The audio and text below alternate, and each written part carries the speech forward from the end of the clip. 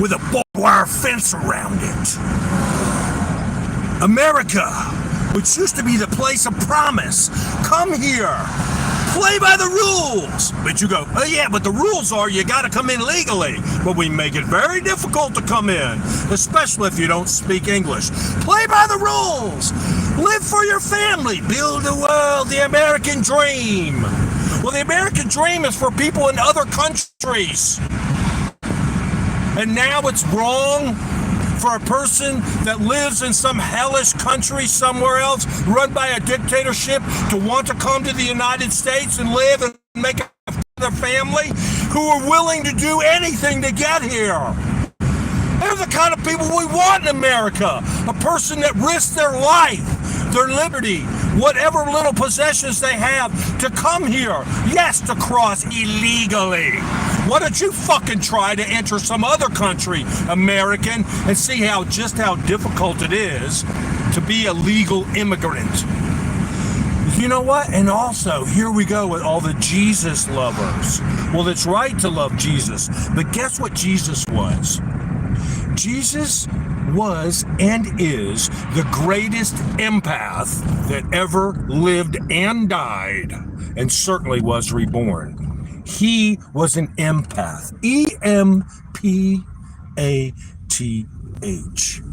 He felt the pain, the shame, the guilt, the hate, the lust, the anger, the jealousy, the sin of every man and woman ever born, who will ever be born, and who could ever live. He felt all of that while he was up on the cross. At that moment when he said, Abba, why hast thou forsaken me? That was his moment when he felt all of that. Right before he passed. So empathy is the chief word that a Christian today should be. We should have empathy for those people that want to come here.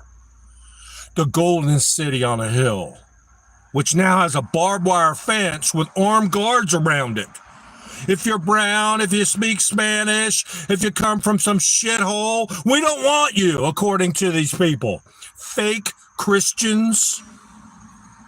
If there is a hell, the fake Christian, the Christian nationalist, the MAGA, you will be in that hell. So think about it. If you want to live for your air-conditioned, hardwood-floored, well-stocked refrigerator, your sports teams, your gambling, which is now legalized. You want to talk about sin, gambling. I'm not even going to go on the gambling thing. God almighty. The people want to control others. No abortions. You can't smoke a joint. Oh, no. You better please Jesus and make babies. That's right. This is what we're talking about. We're talking about the willfully ignorant who don't even know what the gospel means. The gospel says, act as if you are Christ. To live with empathy for others, the less fortunate. Really read the Sermon on the Mount. Blessed are those who are poor in spirit. What does that mean? The person who has no hope. The person that has no hope for a better life and says, I'm willing to risk everything to go to this place of America which promises freedom. No, Gavin, I'm not high. I'm high on the spirit. Now I got 5 minutes before I go to work. I'm just going to tell you this. This thing about empathy. Just think about it. What empathy really is. It's not just thinking about what it's like to be another person, which is very, very difficult, okay? As human beings, we are born self-centered, selfish, self-indulgent. That is our quote-unquote original sin. So when we step outside of that and literally feel what it's like to be another person, we are taking on the mantle, the garment of Christ. And that is the simple challenge, the charge, if you will, of the New Testament. That's what it's like. A church, what's a church? Well, Jesus says, if two or more are gathered in my name, I am amongst thee. That's a church. So you can simply have a church in your own home or whatever. But the church as a body, I think the church as a body in the United States is headed right straight down to the HE double toothpicks, being fooled and tricked by their own self-righteousness. The gold-plated cross of the current administration is just a perfect example of that. It's staggering. It's almost without words. I find it difficult to even speak about it. Now, you could say that I'm speaking about this because of some personal crisis that I'm going through right now, because this political climate in the country and my own situation. I'm not going to go into it here. It's very scary. I'm going to write a book about it, but my girlfriend tells me not to even talk about it. She's worried for my future. And I have some kids that I have to look out for, and they're in their 20s. But they are part of this generation now, Generation Z, that, man, it must be difficult to grow up.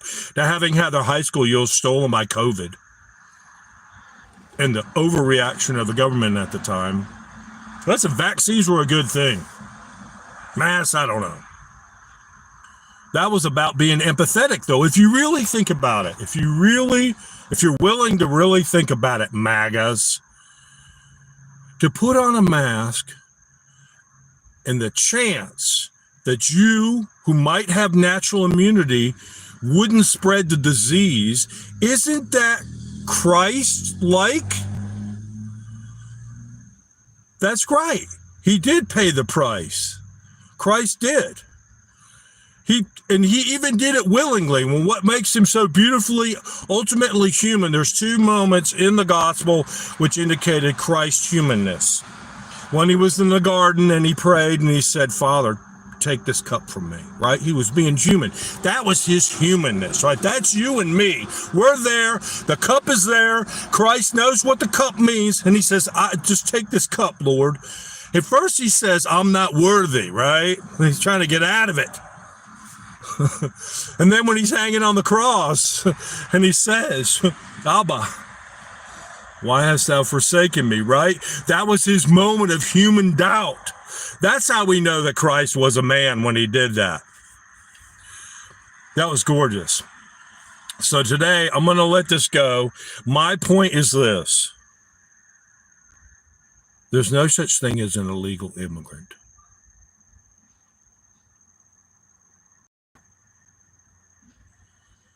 If you are focused on illegal immigrants, let's just talk about this. Here's a real statistic. You can believe it or not. The crime rate for people of Hispanic origin that come to the United States illegally, without documents, is significantly less than people of the same age and education who were born in this country from European ancestors. Look it up. The real murderer, killer, rapist in your community is an already born American.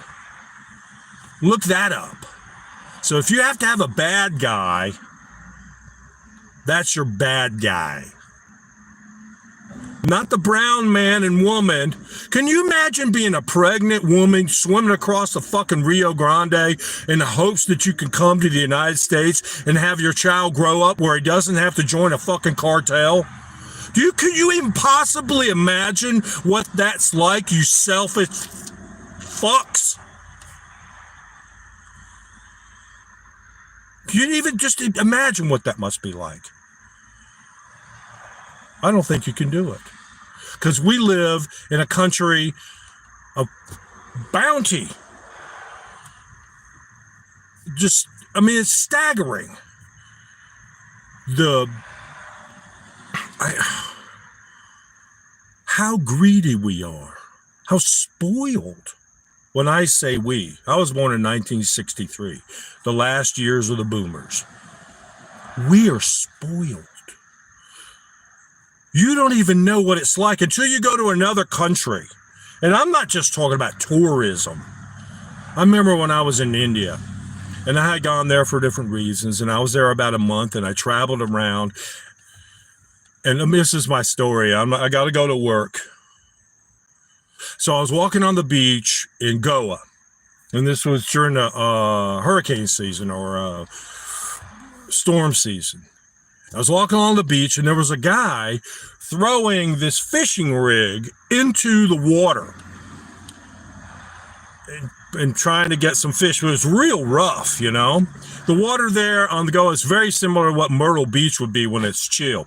And so I'm walking along. I'm like, man, I could probably throw that thing farther than this guy. He can't get it out there.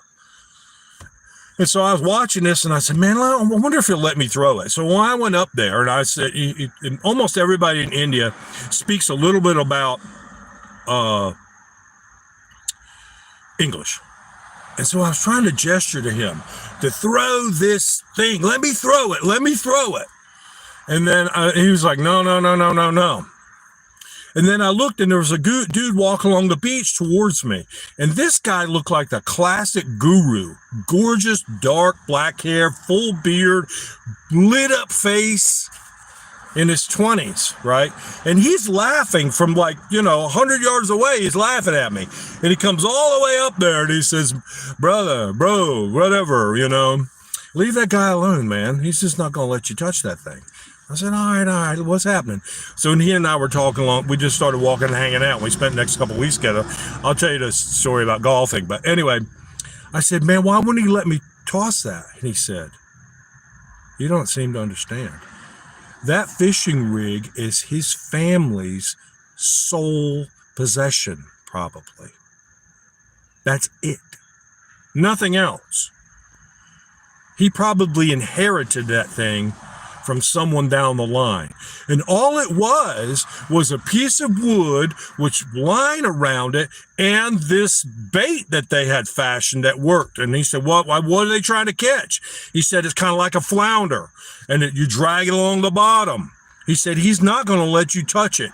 A, not because he doesn't think that you can't throw it out there, because he would be castigated if somehow you managed to break it or lose it.